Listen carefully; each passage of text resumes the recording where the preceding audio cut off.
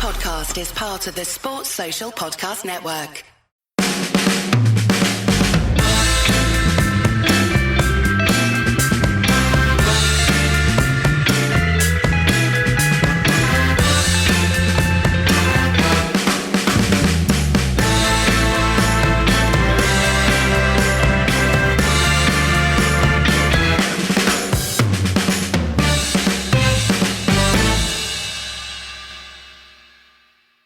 Ed, did you enjoy the Burnley game?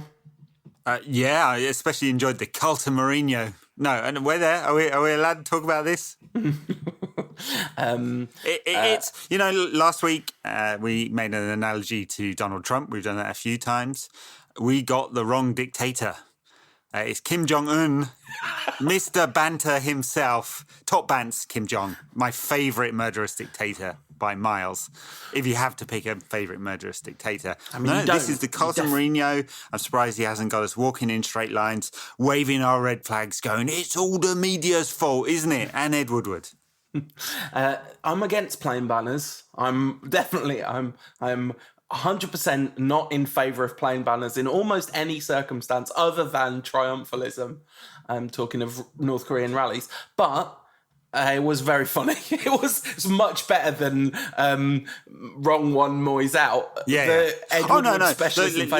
There's loads of nuance in this. With the plain banner, there's just a little bit of I want to hide behind a sofa in my hands because it's a bit cringy. But this was quite funny, and the line was good, and it got lots of press coverage. And their stated goal is to change the narrative around the press coverage. It's a little odd because I'd like the stated goal to be kicking the Glazers out of the club, but hey, one step at a time, I suppose. And so that's fine. But look, as we've talked about all along, there's a triumvirate, of players in United's relative failure at the moment. The Glazers for their particular brand of economics, Ed Woodward for being a banker. Sorry, Tom. Sorry, already. I can't help it. I can't just call him a banker. In charge of a football club who thinks he knows more about football than a two-time European Cup winner, and José Mourinho, who has, I have to say, the one thing this whole situation has done is actually cheered him up a bit. He's clearly playing for the crowds at the moment, but who's like a miserable bastard who's been getting his team to play like miserable bastards, and it doesn't look like that's going to change, except for at the weekend. What Ed Woodward doesn't understand is it's not his job to act like he knows more than multiple-time Champions League winner. He should be leaving that to the podcasters. Yeah, that's right. No, absolutely. The difference being, of course, that we're just spouting shit on a podcast, an opinion, as I said, of fans, and we're not running a £500 million business, spending £50 million on trophy players. I mean, I would argue you didn't need to explain the joke. The joke speaks for itself. I wasn't explaining the joke. No, I know. The reason that I mentioned the fans are shouting Louis van Gaal's every week, the fans are shouting Louis van Gaal's army, is that José Mourinho needs to realise that one thing that Man United fans really like is acting like they like the manager. Moyes got his name sung almost all the way to the end. Van Gaal certainly did. And Mourinho is always going to be the kind of manager who stirs up the passions. You cynic, Paul. They're not acting like they love their manager and their club. We love our manager and our club, and it's a deep shame that Moyes is not still in charge, because we'd be still singing his name. Well, Ed, right? was that your Mark Galbridge moment there when you said we, and you had to correct it to we? Have you seen that where he nearly says he's a Forest fan? Just don't. It's extraordinary. Anyway, just to clarify, if that was a joke, Ed is an actual lifelong Man United fan. For a minute then, I thought you were going to clarify that I'm actually not Mark Galbridge. So the thing about that, to kind of the cynical point aside, I actually think it's a really admirable trait to be honest, in many ways. It's one of the things that's quite nice about United fans. But it does cause a bit of a problem in that managers end up believing they have more support than they have. That definitely happened to Van Gaal. You know, the fans are shouting every week. It was entirely about that. And I'm almost certain we said on the podcast at the time, you need to understand that there's a difference between that and people being happy with the football. Now, I do think Mourinho's played an absolute blinder, though. Like, it's pretty route one, but all the stuff about... Because the only thing that United fans hate more than their manager being inadequate is Ed Woodward and the media. And Mourinho sort of set himself up in opposition to those two things. And actually, we played some really nice football against Burnley, and that was, I think, absolutely key to why this kind of little resurgence. Because if we'd lost that game or whatever, I don't think that would have happened in the same way. No, yeah, absolutely right. Mourinho's strategy is entirely built on winning games because he can do the other thing, of course, lose games and then point at Ed Woodward and say the failures or Woodward's, but then Woodward's in a completely dominant position where he just, has good reason to fire Mourinho. It does say something about the club, though, that, we have a whole bunch of actors pitted against each other now because, there's a whole set of supporters who don't like what Mourinho stands for or the type of football his team plays and can also realise, back to this point about nuance, that he wasn't exactly dealt a fair hand this season, but he has had plenty of resources thrown at the team during his time in charge. He got he came second last season, got a £50 million new midfielder, and a couple of weeks ago lost to a team that had spent nothing in the transfer window. So, I'm not fully on board with Mourinho's narrative here. So, and the only thing that keeps it going in his favour is winning games. United lose against Watford. You forget the plain banners. It's all about Mourinho again. It's interesting because the one thing I was pretty sure about this season was that there would be some sort of civil war among United fans. It felt like the groundwork for that was really laid because you have almost the perfect amount of fuel on both sides, really, to make both people's arguments make sense. I'm like I've said for 2 weeks in a row now, I'm not Mourinho out. I don't think Jose Mourinho should be sacked as manager of Man United right now, but I am looking forward to him not being United manager anymore. I think perfectly possible to hold those two positions, but I can, there will be inflamed passions on both sides of this argument. And frankly, Sunday was a great day for the Mourinho in crowd for multiple reasons, because that is the most fun version of Jose. It's the version of Jose we need. Defiant, angry, and united with the supporters against the world. Like, that's the best chance United have of success under Mourinho. Yeah, but it's not going to last very long. It's not going to last very long because he's not about being united and with a small u. He's about division and power plays, and that's how he does his management. He has throughout his whole career. So he's not going to remain like that for very long. He's not suddenly become a new manager in which this is all about the collective, and he hasn't been that since he got sacked by Chelsea the first time. Or maybe at Inter, until he fell out with a couple of key players, and certainly wasn't that way at Real Madrid, and certainly wasn't that way at Chelsea in the second spell. Although he still managed to have many Chelsea fans wrapped around his finger, even as the whole squad basically went on strike on the pitch and they lost 7 times before Christmas. There's still plenty of Chelsea fans singing his name as well. Yeah, it's been funny to watch Chelsea fans, like nice, smart Chelsea fans, like watching what's playing out now and just being like, yeah, you are all spun in Jose Mourinho's web because this is the thing that he does. And we've once again, last week we did well. Last week we spent the first part of the show talking about the football before we talked about the off-pitch distractions. I mean, I can't tell a lie. I thoroughly enjoyed Mourinho walking in front of that crowd that was all chanting his name, giving him his coat. Like every bit of that was thoroughly enjoyable and entertaining. It was great theatre. So I was away at the weekend, so didn't get to watch the game live. I've only seen the highlights. I saw the highlights. The highlight being Mourinho playing it up to the crowd, and a couple of Romelu Lukaku goals. So give us the play-by-play on the game then. How did United do it? Well, United played a pretty straightforward 4-3-3 with Sanchez and Lingard on either side of Lukaku, and both of them obviously switching position and playing alongside him with the other one dropping deeper. That's a front three that should work in theory, isn't it? And it worked in practice in this game. Pogba, Fellaini and Matic behind him.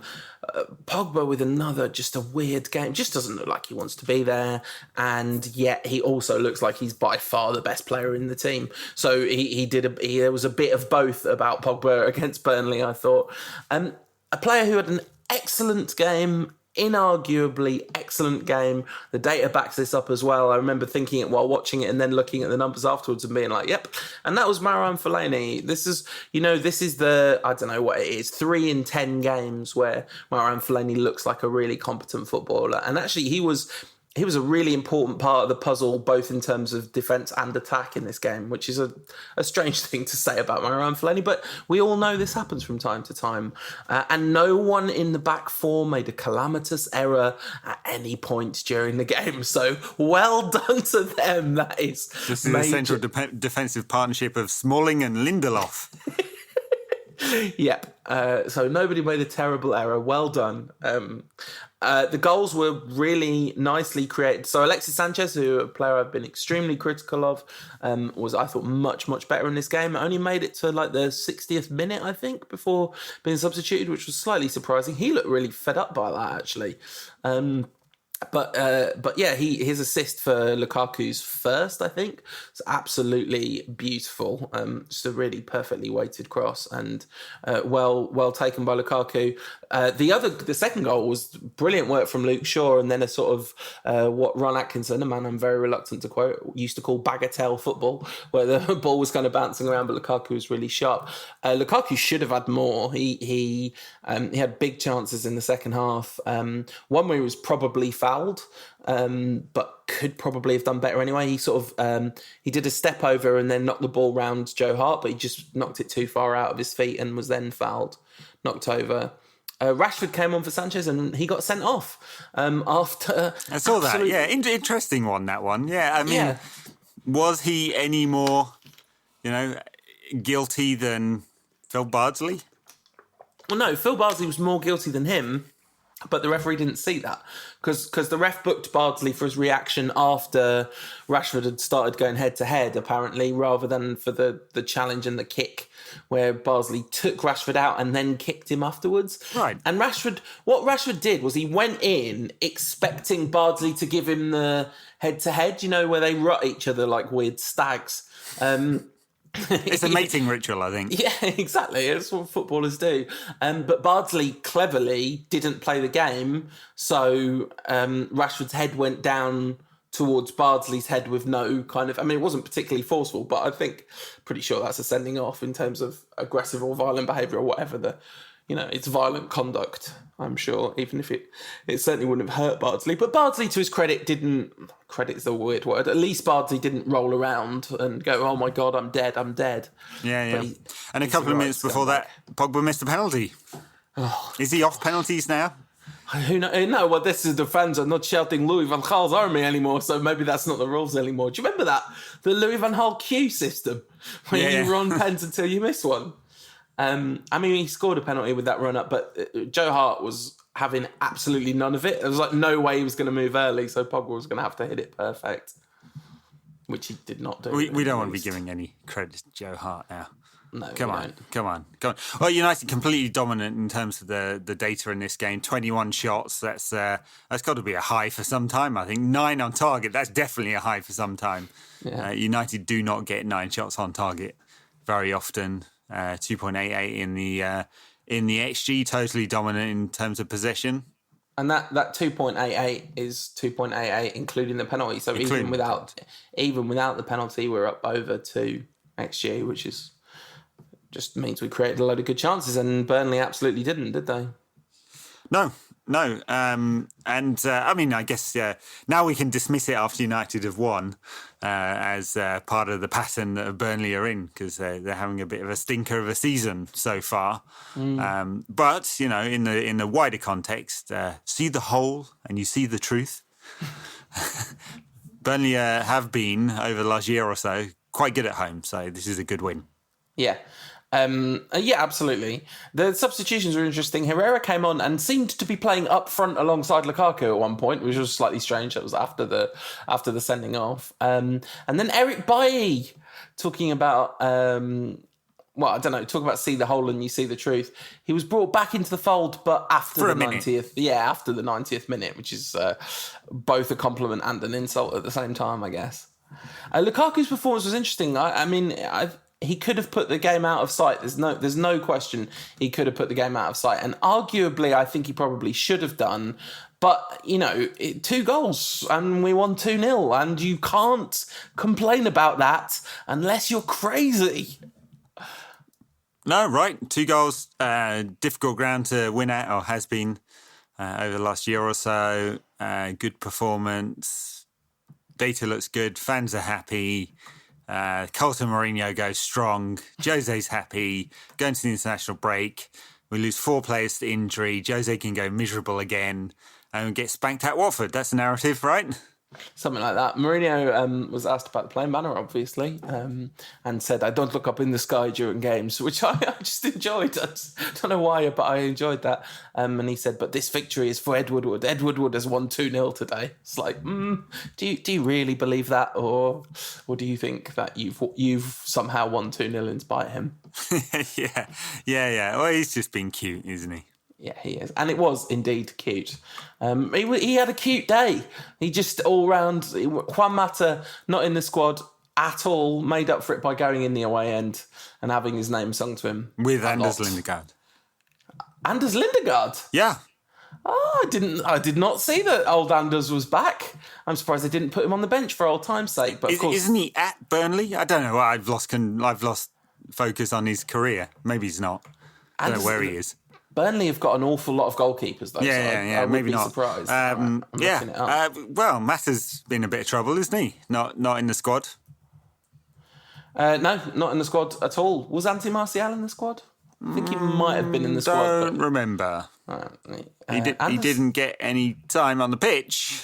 Anders Lindegaard does play for Burnley, so he was in the away end. That is a bit dodgy, isn't it, if he literally plays for Burnley? I think he's just picking up a check. He's not going to play this season, is he? He's going to be 4th choice there. The Burnley fans were singing England's number 1 to Joe Hart. I'm like, he's not even England's number 1. He's England's number 3 out of the goalkeepers at your club. Yeah, that's right. Poor Joe Hart. No, not poor Joe Hart. Poor Burnley. Why? So strange. Yeah.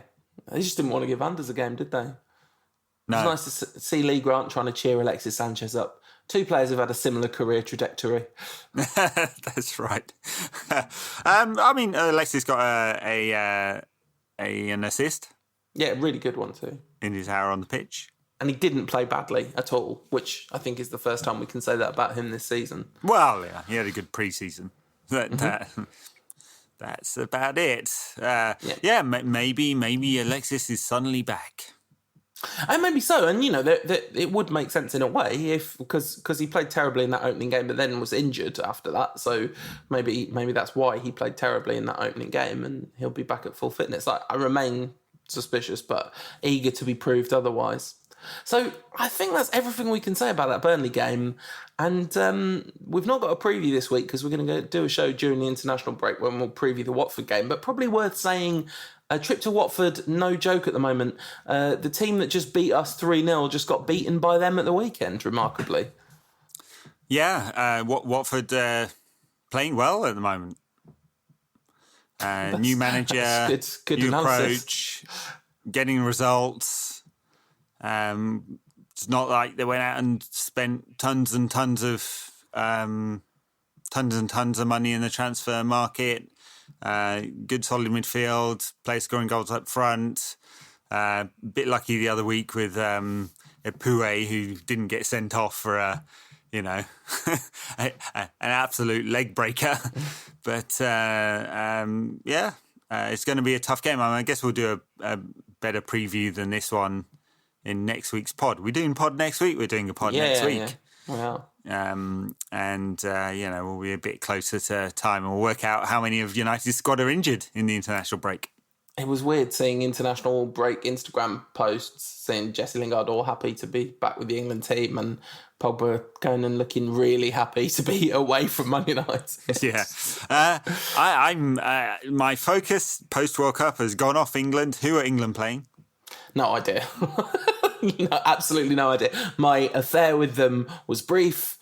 It was delightful, but it ended and it will be reconvened in the summer of 2020 because the international football is only good in the summer. It's wonderful in the summer. International tournaments are the best. International breaks are the worst. I know we say this every year. I know everyone says this every year, but this international break sucks so bad because you're just getting into it. Like the first couple of weeks of the Premier League, you're almost not quite ready for it to be back yet, particularly on the back of a World Cup. So it's almost a bit like, okay, yeah, football's back. But by the fourth week, you're like, yes, football's back. I love football. Let's watch some football. And then they take it away from you. Yeah, notable for Luke Shaw being in the England squad. Yeah, earned it with a very good start to the season for him. Gareth Southgate commented on how fit he looks. Kind of underhanded compliment, I thought. England playing Spain at Wembley Stadium in the UEFA Nations League A Group 4.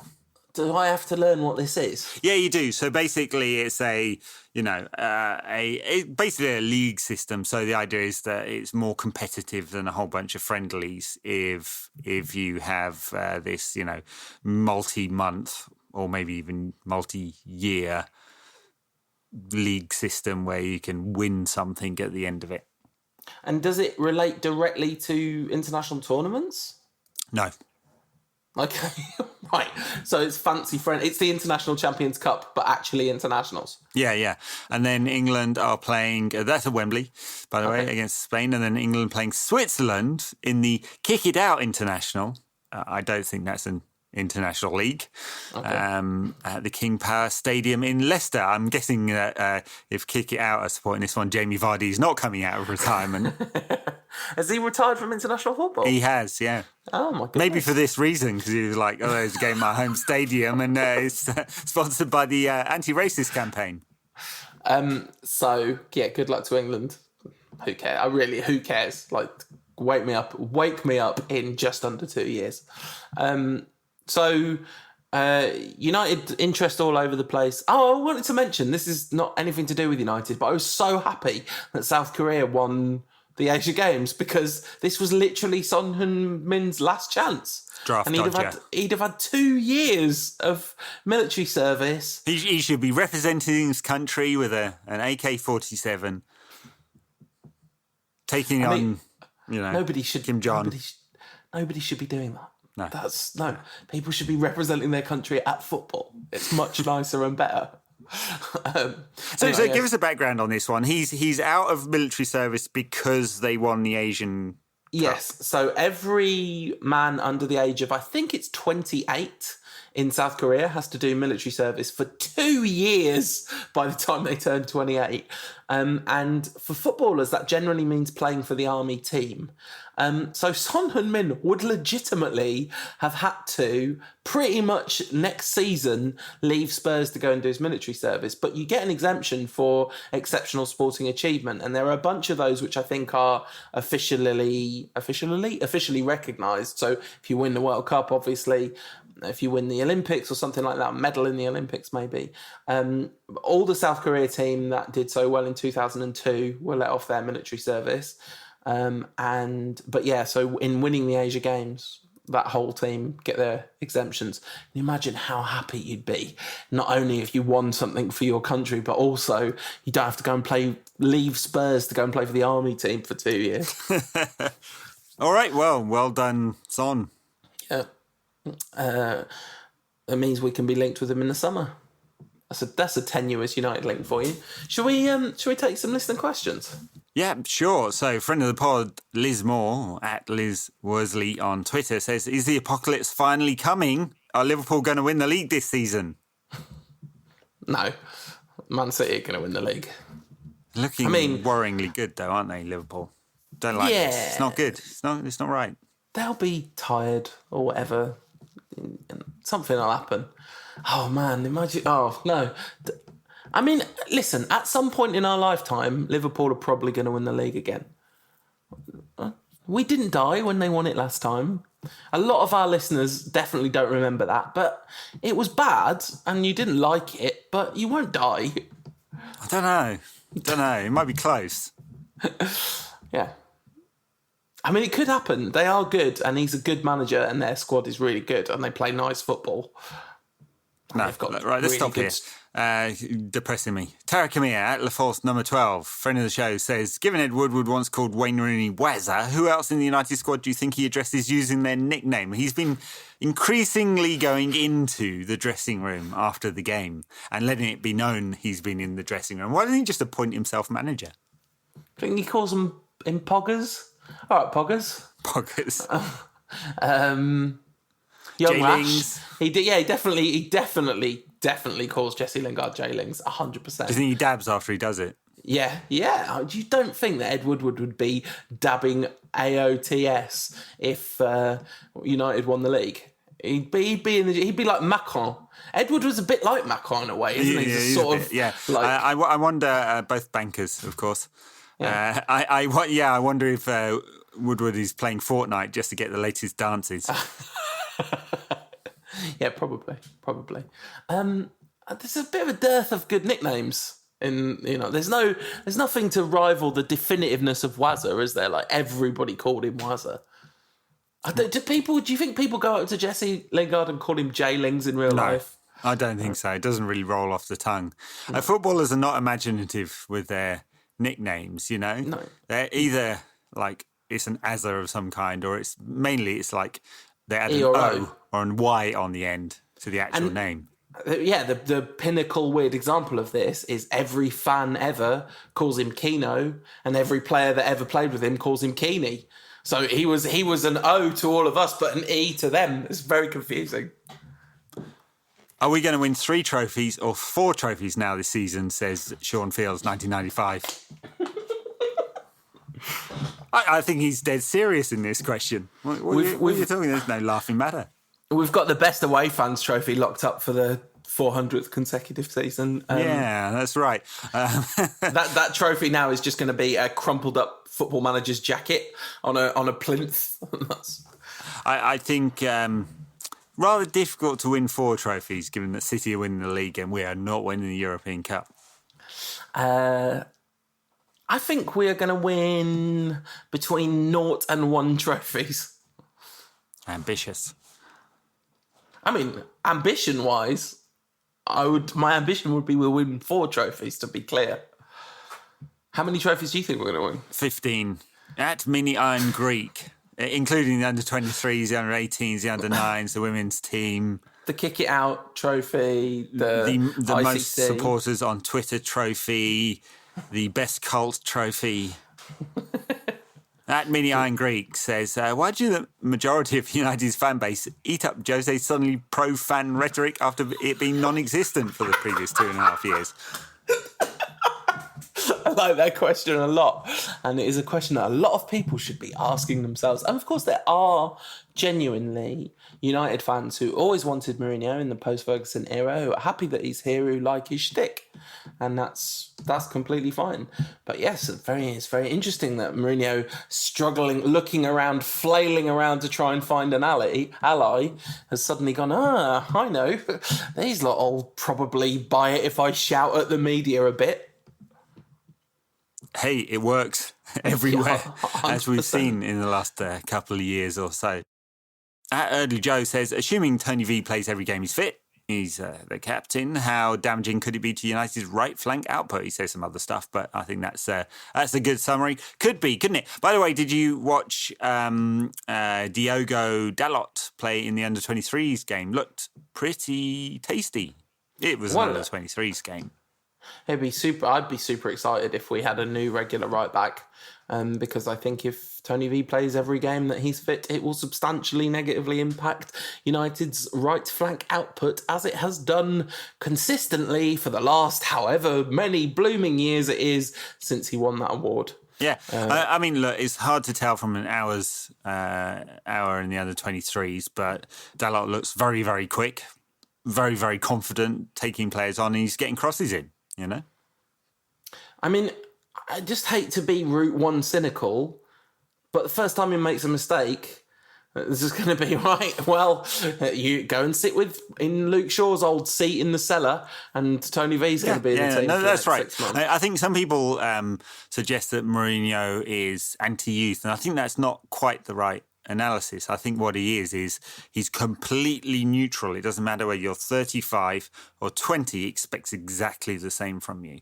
which in real terms could basically play out as anti-youth, because he doesn't give them any more chance than a 15-year veteran in the game.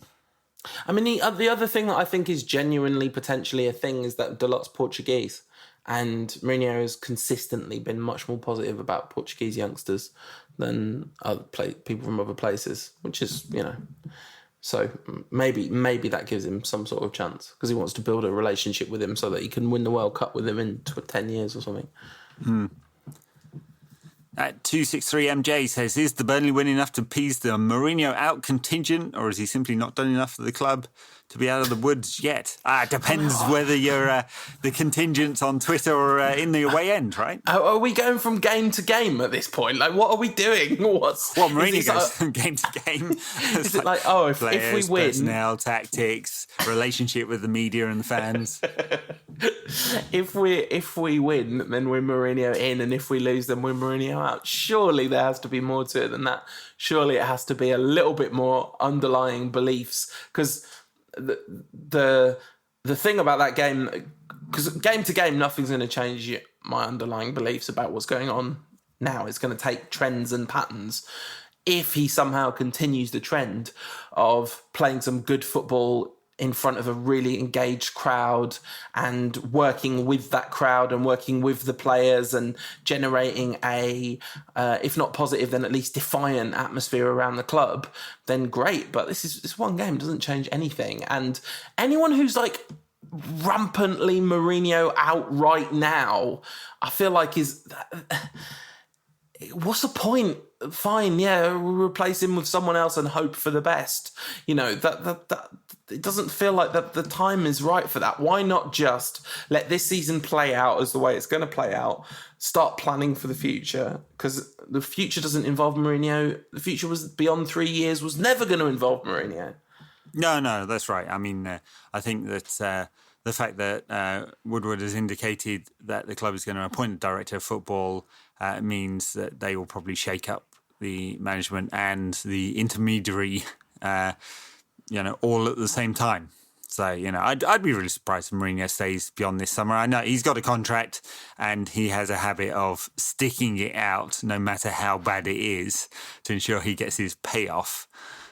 So we'll see. It's going to take some rapprochement between parties for that to resolve itself, Or maybe the fact that Woodward is briefing that there's lots of money to be spent in January will appease the manager. We'll see. He's going to have to. He's going to have to buy some new suit jackets if he's going to be appeased, because he'll be giving them away every other week at this stage. Expensive. I hope he's paying for that. A club jacket, was it? Oh, good question. As Aaron Coyle says, is Lukaku the best, worst striker ever? He misses an awful lot of... for a guy who's going to score 30 goals this season, he misses a lot of chances, doesn't he? Maybe they all do. Imagine if, Jose Mourinho wakes up this morning to a memo from Ed Woodward that's like, I noticed that you gave your jacket away. Well, that is a club jacket, and you will now have to be docked some of your wages for that. The Lukaku thing, yeah, I don't know. I think he's just mostly good, and he's got some limitations. But the best, worst striker ever is late period Wayne Rooney. That's obviously the truth. Yeah, and he's doing all right in the XG table. Romelu is. After 4 games, so we can't read a lot into that. Lukaku's problem is likely to be spectacularly underperforming against XG. That's the problem he's having at the moment. Friend of the show at Stephen Simon says, can 3-5-2 work for us? If Dalot is any good, with 3-5-2, Dalot and Shaw could be, quite good, he says. Remember when we were good? We used to be really good, eh? It was nice when we were good. The one thing that I would say about 3-5-2 is it involves getting one more central defender on the pitch in favour of one more attacker. And I think man for man, our attackers are much better than our central defenders. So I'd rather have more of them than more of the other. Although, basically every time Mourinho is feeling a lack of confidence in his defence, he switches to 3-5-2 or 5-3-2, or in the case sometimes it's sort of 5. That was only once. 5-0-1. There's 12 players on the pitch there. If he could do it, he would. It's typically pretty defensive. And the last time he had a chance to do that, he played a midfielder at the back who managed to give away a goal. Yeah, but that was not as many goals as the central defenders gave away. So that's a very good point. Good defence. Well, strongly made there. At Zamo 2049, your favourite Simon Zambelli says, I feel sick that so many United fans have been suckered into this turbulent, narcissistic universe. They're all treating him like he's won 5 Champions Leagues. I won't repeat the next bit. Do they not know who he is? Belendus Maximus, he tags it. Listen, it's really easy to sucker United fans in. Like, we love it. We love to be suckered in. That's part of our identity. Is we will, we'll back. I don't know if I've mentioned this or not, but every week the fans are shouting Louis van Gaal's army. It's just what we do. Yeah. This was just that. What are your thoughts? We've mixed and matched some of our topics here. I could have planned this out better. We're a pro podcast, honest. Why would you start planning this out? We've been doing this for 9 years, and you're going to start planning it out better now? No. At VJ_Rajan1, VJ Rajan, says, what are your thoughts on the AVFTT_1878 account? This is the voice from the terrace who appear to be behind the plain banner. Is there anything the fans can do to get rid of Ed Woodward and the Glazers? Do they occasionally accidentally tweet in Portuguese to reveal their real identity? I know. Did Jose write the check? It would prove he had a sense of humour. I think there have been some, let's say, self-important commentary on Twitter about this one. So I'm pretty sure it's not Jose.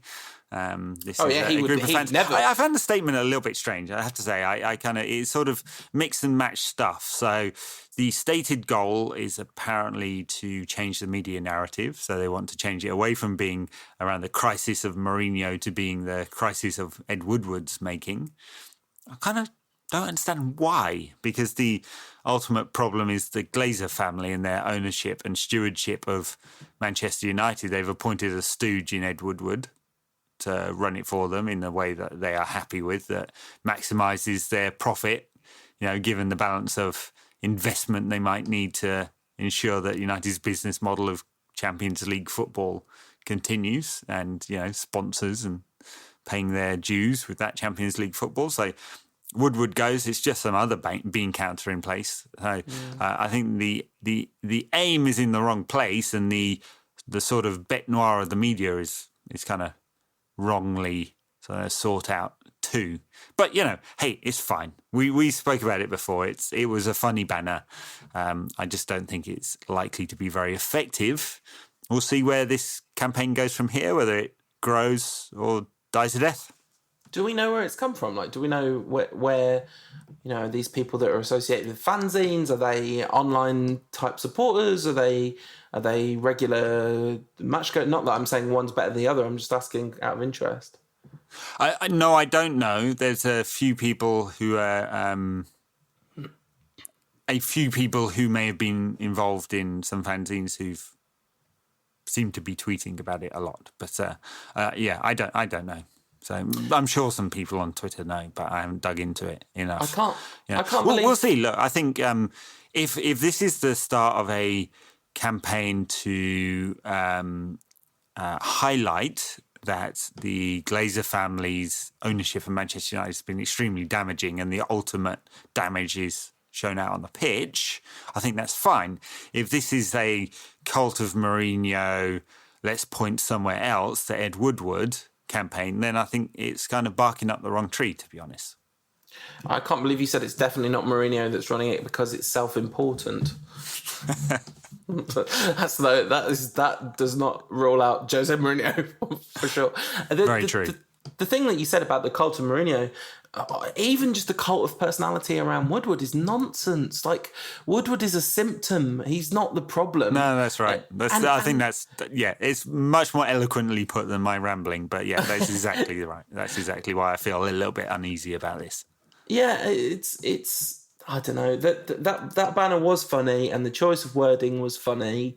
But I'm not sure, other than you could say this summer, for the first time since the first Moyes summer, when United were calamitous and Woodward was getting his feet under the table, every summer since he has enormously backed the manager in the transfer market.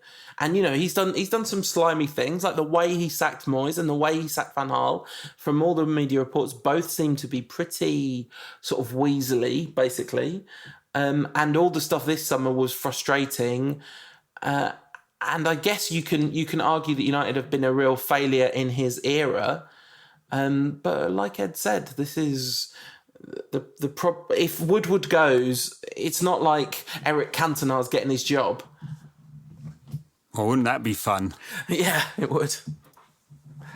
But do you know what I mean? It's not, if Woodward goes, it's not going to turn United into FC, is it?